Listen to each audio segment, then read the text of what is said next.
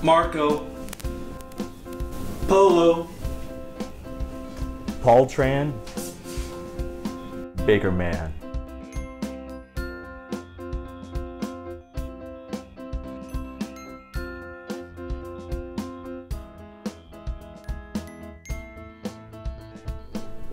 Today I want to talk about baking and cooking equipment. Now, what all do you need? When I first started out, I was actually cooking. I was cooking for like a good 10 years before I ever started baking almost anything, unless you count like baking lasagnas, in which case I had a casserole pan. And it doubles up for natural things like, you know, cakes.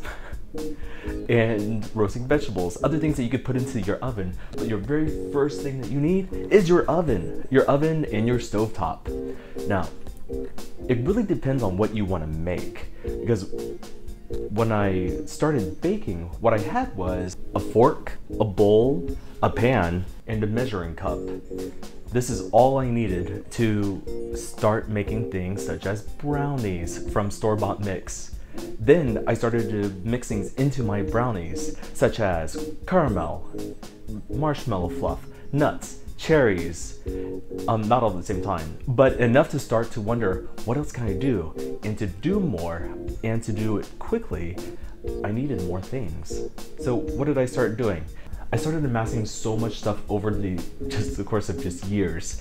Like, I've had maybe over 20 years of just collecting baking and cooking things at this point that helped me put everything together. Pots and frying pans, baking sheets, Dutch ovens, a slow cooker, my food processor, a bread machine.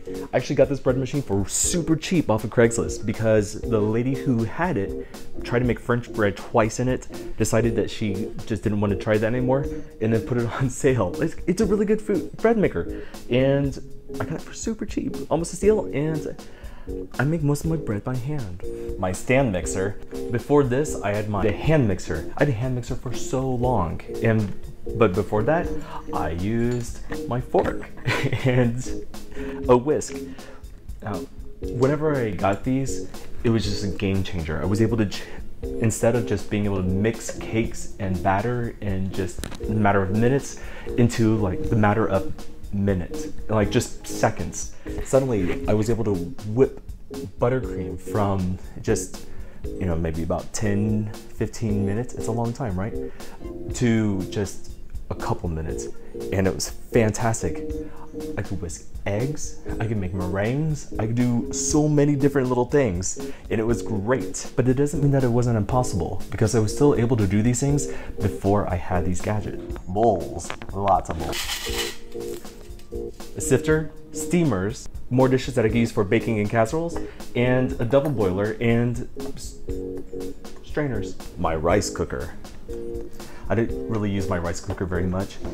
What I actually use are pots basically to cook rice and quinoa, bulgur, because I'm just a lot better at that than I am actually a rice cooker. I know. I always have to look up how much water I need to put in before I put in my rice and everything.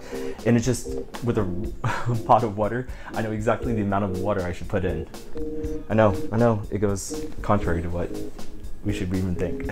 Cast iron skillets. I have two of these, two different sizes. I use it to cook things. I cook protein in it. I could like put it on the stovetop and then put it in the oven. I can bake cookies in this thing. I could put cornbread in this thing.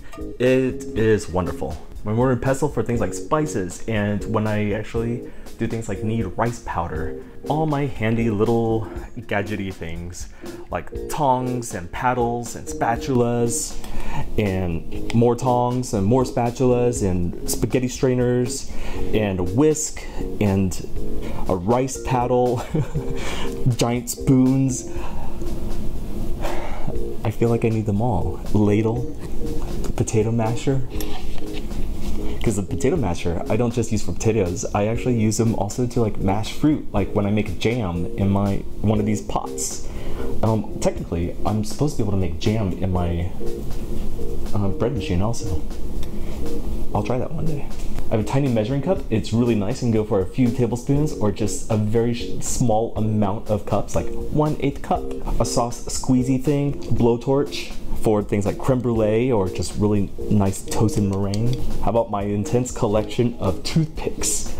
This thing has lasted me a long time, and you don't even need toothpicks really to test your cakes, your bakes. You could just use a knife. You can have a toothpick tester that people do sell, which just looks like a metal rod. Mason jar for jams, cheese grater, other grater things, butter grater.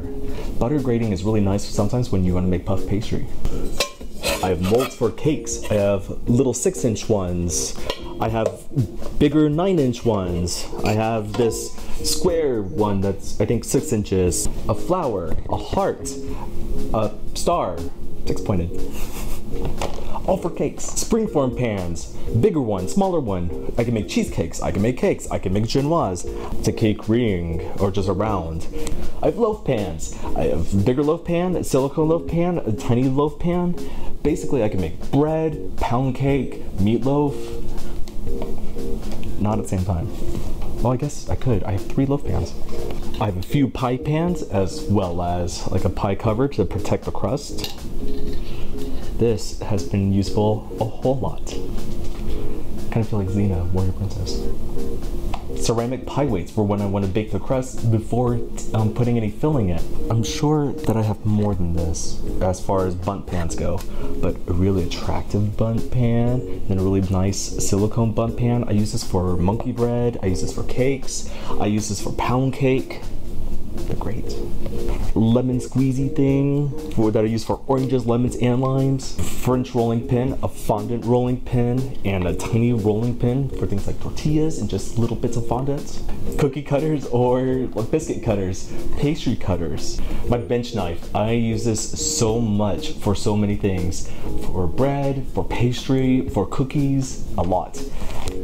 I have a kit for sculpting shapes out of fondant. Disposable piping bags, piping tips. I have a whisk that I specifically cut off all the ends just so that I can make caramel and then spin the sugar and then just shake it to make a whole bunch of thread. It's gorgeous, it's beautiful. I'll show you how to do that at some point. Ice cream scoops that I use for big cupcakes or small mini cakes and like cookies. Measuring spoons, measuring cups. I have a grater that I use to zest things, which became a lot more handy to use instead of actually using my cheese grater or my fork, which I was using for a very long time when I was in high school. I have a paintbrush, which has way more uses than you would probably expect, but I use it mostly in the decorating realm. Thermometers. I have an instant read thermometer, I have a candy thermometer, I have a meat thermometer, I have a digital thermometer, I have an analog one. The candy thermometer is so nice because I can make jelly, jam, I can make those caramel threads, I can make caramel, I can make candy. These things are great.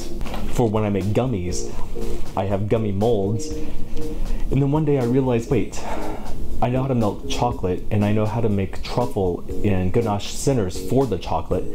So why don't I just use my molds for chocolate? And it was fantastic. I can't forget my cooling rack. How can I forget cupcake pans and oven mitts? And I have a couple kitchen scales to be able to measure ingredients.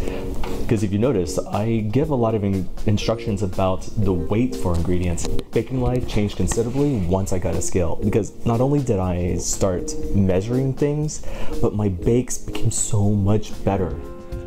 If you're curious, I do have more items that are shown here, such as my cake stand and like cake carriers, things that I can use for presentation. Don't get overwhelmed by the number of things you can buy. Start off where you want to start, and you can always collect more toys over time. Most of this took me 20 years. Just use what you got.